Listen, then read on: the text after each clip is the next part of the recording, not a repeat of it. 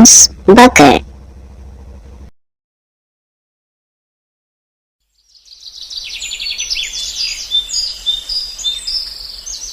एक बार की बात है, बेलापुर गांव में लाल नाम का आदमी रहता है। उसके साथ उसकी पत्नी रीना और उसका बेटा घूमर रहता है। लाल बहुत ही गरीब होता है। एक वक्त की रोटी के लिए लाल को हर रोज संघर्ष करना पड़ता है। सुनिए जी, कहीं आपको काम मिला कि नहीं? क्योंकि घर में राशन खत्म हो गया है और बस आज भर के लिए राशन है। नहीं घूमर की माँ, गांव में किसी के पास काम नहीं मिला और तुम परेशान ना हो। मैं कल गांव में मुखिया के पास जाऊंगा, क्या पता मुझे कोई काम मिल जाए। पिताजी, मैं भी आपके साथ चलूंगा। मैं भी अब बड़ा हो गया हूँ, क्या पता मुझे भी कोई काम मिल जाए। नहीं बेटा घूमर, अभी तुम छोटे हो और मैं जा तो रहा हूँ मुखिया के पास काम के लिए। घूमर अपने पिता की बात नहीं मानता है, लाल के साथ जाने की जिद कर लेता है और लाल सोच में पड़ जाता है।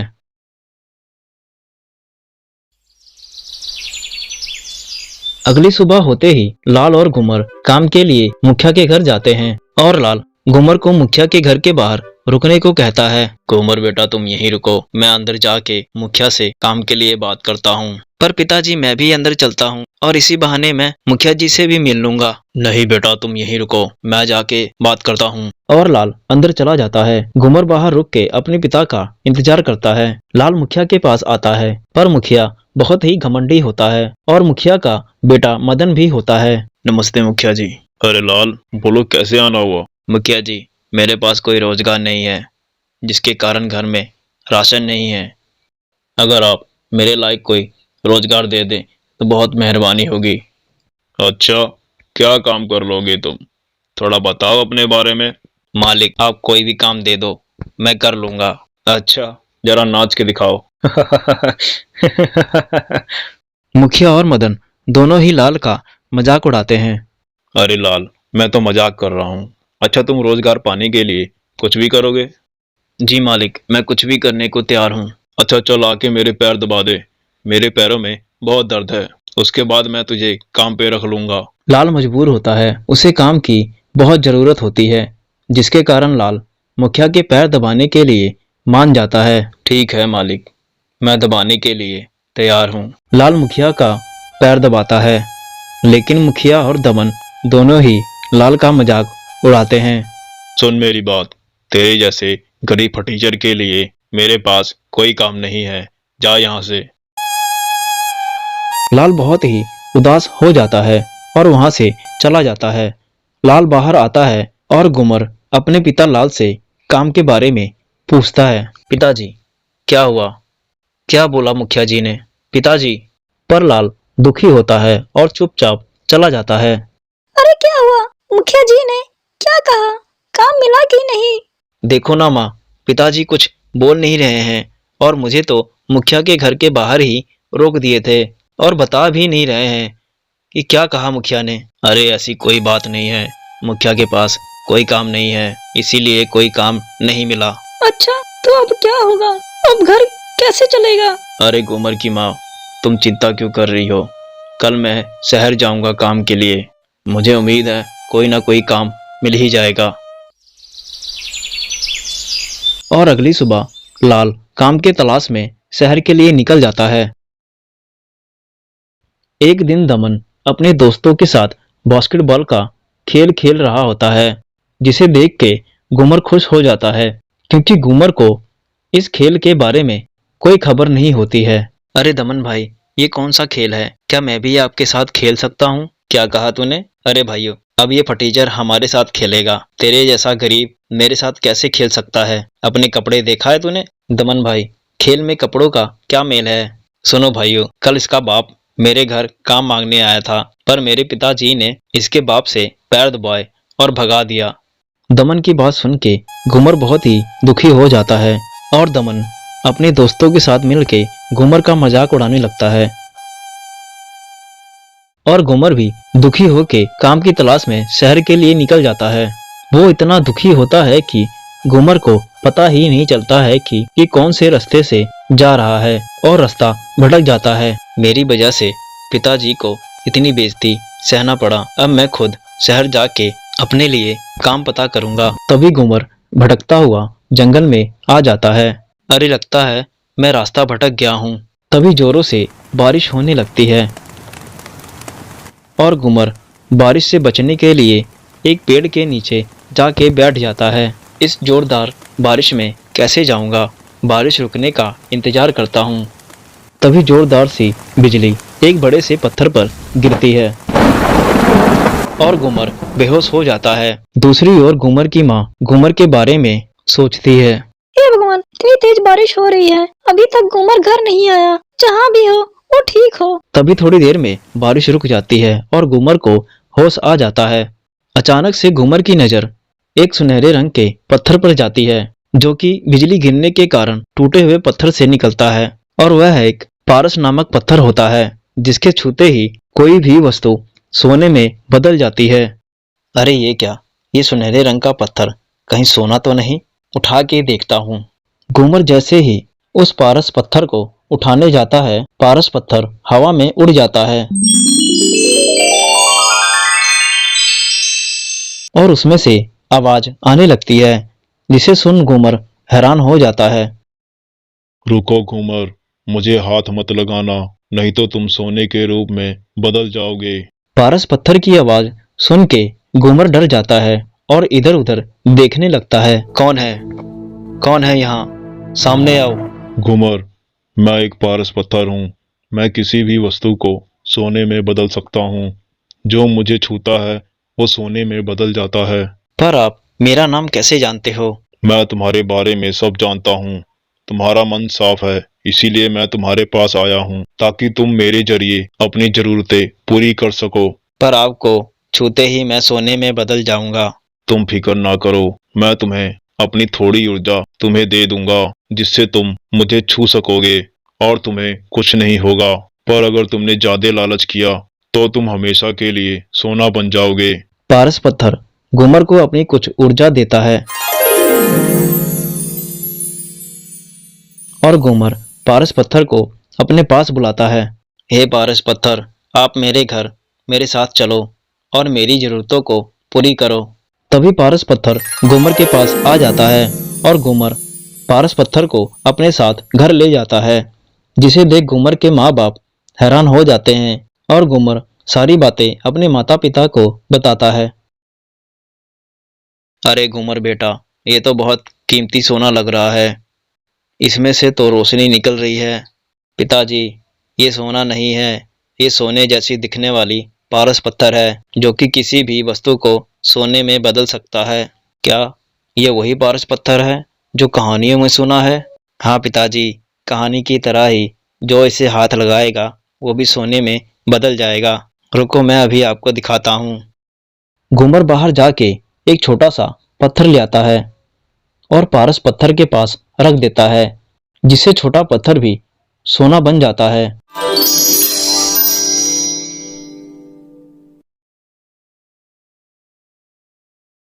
जिसे देख रीना और लाल हैरान हो जाते हैं।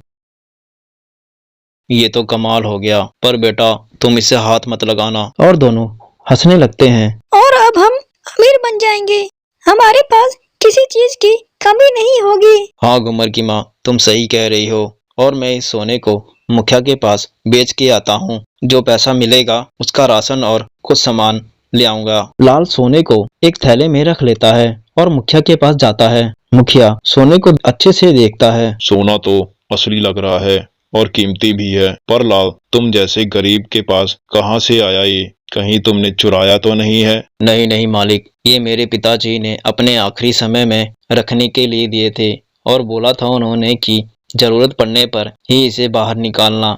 अब जब मेरा परिवार भूखे है तो मैं इसे रख के क्या करूँगा।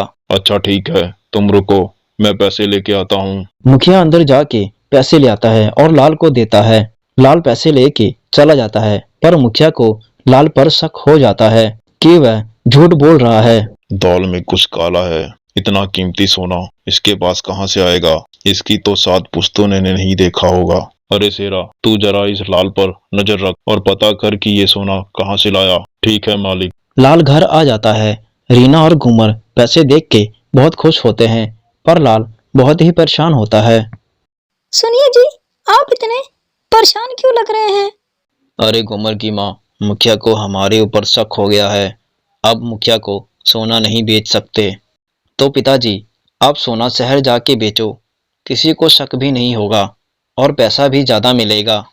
हाँ बेटा, तुम सही कह रहे हो, और हमें कोई रोजगार भी खोलना होगा ताकि गांव में किसी को हमारे ऊपर शक भी ना हो कि इतना सारा धन कहाँ से आ रहा है। अगले दिन लाल एक से ज्यादा पत्थरों को सोने में बदलता है और उसे बेचने शहर जाता है। शहर में एक गहने की दुकान पर जाता है। दुकान में बैठा सुनियार सोने को अच्छे से देखता है और लाल को सोने के बदले ढेर सारे पैसे देता है, जिसे लेके लाल घर आ जाता है। ढेर सारे पैसे देख के सब बहुत खुश होते हैं। लाल उसी पैसों से गांव में खुद के लिए एक किराने की दुकान खोलता है और सबके लिए अच्छे कपड़े, बड़ा घर, शहर जाने के लिए 2 पहिया गाड़ी भी खरीद लेता है और लाल बहुत ही अमीर बन जाता है। एक दिन दमन खेल रहा होता है, तभी उसका बॉल घूमर के पास चला जाता है। दमन घूमर को देखता है और उसके महंगे कपड़े देख के हैरान हो जाता है। ओए फटीचर, तेरे पास इतने महंगे कपड़े कहाँ से आए? दमन भाई, अब हम भी अमीर हो गए हैं और महंगी से महंगी चीज खरीद सकते हैं। घूमर की बात सुन दमन गुस्सा हो जाता है और दूसरी ओर शेरा मुखिया को लाल के बारे में बताता है। मालिक, लाल ने अपने रोजगार के लिए एक किराने की दुकान गांव में खोल ली है। वह हफ्ते में एक बार शहर जाता है और दिखने में बिल्कुल सेठ की तरह लगता है। महंगे कपड़े, बड़ा घर और 2 पहिया गाड़ी भी खरीद लिया है। और तभी दमन घर आ जाता है। दमन बहुत गुस्से में होता है। क्या हुआ दमन बेटा, इतने गुस्से में क्यों हो? पिताजी, गांव में रहने वाला गरीब फटीचर गुमर मिला था और उसने मेरे जैसे ही महंगे कपड़े पहना हुआ था। बोल रहा था कि मैं कुछ भी खरीद सकता हूँ, मैं बहुत अमीर हो गया हूँ, और उसने मेरी बेइज्जती भी की। पिताजी, मुझे बहुत गुस्सा आ रहा है। ये कह के दमन चला जाता है। शेरा, मुझे नहीं पता तुम क्या करोगे। मुझे लाल की हर एक चीज की खबर चाहिए। तुम उसके ऊपर कड़ी निगरानी रखो और मुझे बताओ, पर याद रहे लाल को पता नहीं चलना चाहिए। ठीक है मालिक, आप फिक्र ना करें। और फिर उस दिन से शेरा लाल के ऊपर कड़ी नजर रखने लगता है और लाल को इस बात का बिल्कुल पता नहीं चलता है। उसी दिन लाल कुछ पत्थरों को पारस पत्थर से सोने में बदलता है और शेरा बाहर खड़ा खिड़की से सब कुछ देख रहा होता है, पर वह किसी की बात सुन नहीं पाता है। अच्छा, तो ये राज है लाल की अमीर बनने के पीछे। मुखिया को इसके बारे में बताना होगा। शेरा मुखिया को सब बातें बताता है। मालिक, लाल के पास एक सुनहरे रंग का सोना है जिसके छूते ही कोई भी वस्तु सोने में बदल जाती है। मुखिया सोच में पड़ जाता है। क्या कहा? सोने में बदल देती है? तभी मैं सोचूं उस गरीब के पास इतना महंगा सोना कहाँ से आएगा। शेरा, वो सुनहरी चीज मुझे चाहिए। अगर तुमने ला दिया तो तुम्हें मुंह मांगी कीमत मिलेगा। मालिक, आप फिक्र ना करें, मैं कैसे भी करके वो सुनहरी चीज आपको ला के दूंगा। अब देखता हूँ लाल क्या करता है, और उस सोने बनाने वाली सुनहरी चीज से मैं बहुत अमीर भी हो जाऊंगा। उसी रात शेरा चोर बन के लाल के घर पारस पत्थर चोरी करने जाता है।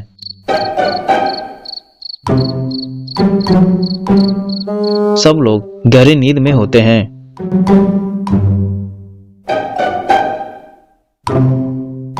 और शेरा पारस पत्थर चोरी कर लेता है।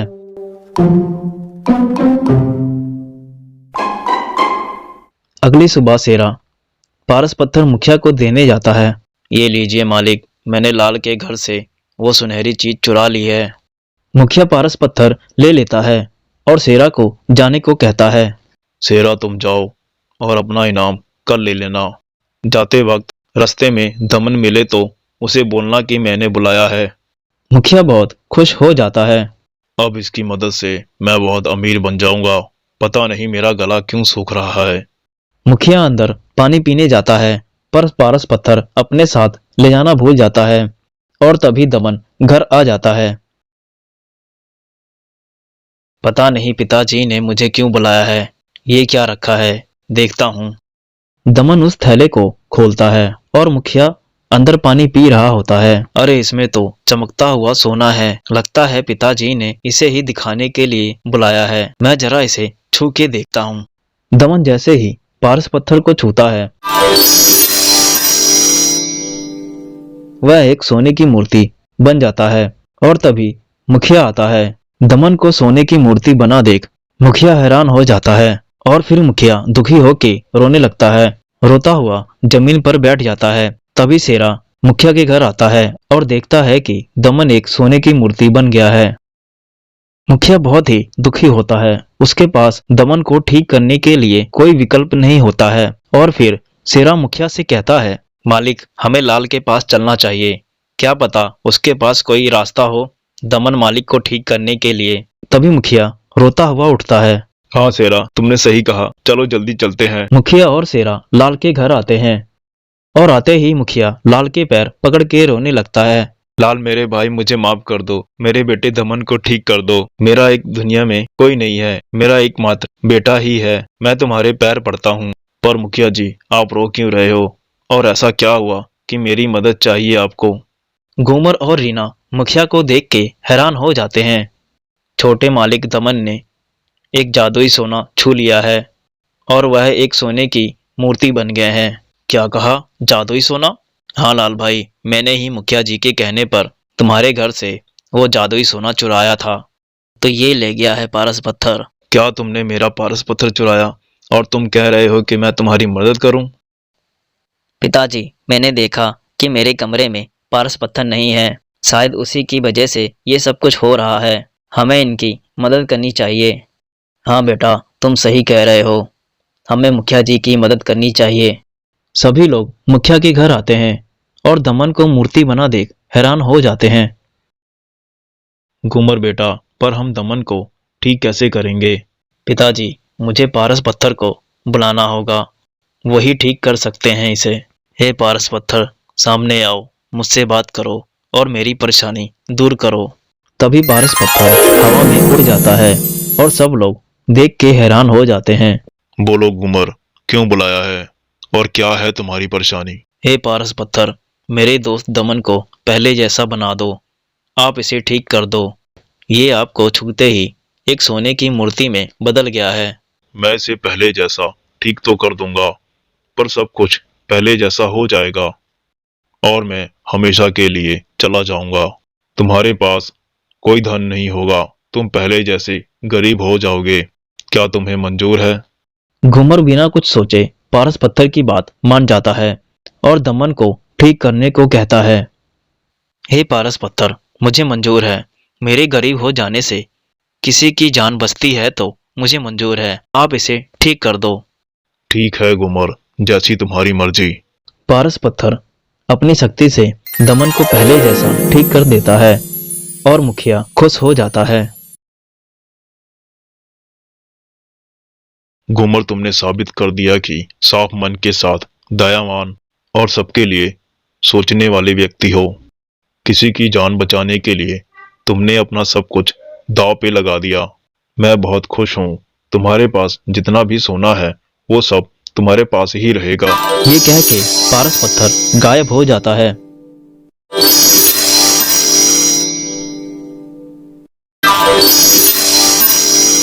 घूमर बेटा, मैंने तुम सबकी इतनी बेइज्जती की पर फिर भी तुमने मेरी मदद की। मुझे माफ कर दो और आज के बाद मैं किसी को भी नहीं परेशान करूंगा। और इस तरह मुखिया घमंडी इंसान से एक अच्छा इंसान बन जाता है।